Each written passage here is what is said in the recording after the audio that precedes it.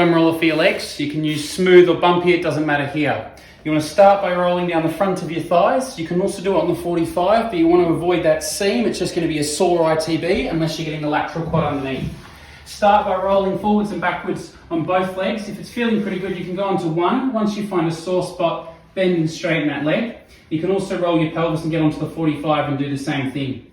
Rolling onto the hamstrings. These should feel quite nice. Again, you can do both at the same time, or you can cross one leg over. You just want to avoid the back of your knee or any bones. From here, you can go down to your calves. These will be a bit sorer, rolling forwards and backwards. Once you find a tennis spot, just up and down with that foot, you'll find it gets a nice release. Last one is the glutes. There's two spots in your hip. You want to find the meaty bit in the middle, and you want to let that foam roller just lean into it. You can roll your hips forwards or backwards. Just keep the bottom leg dead. Enjoy.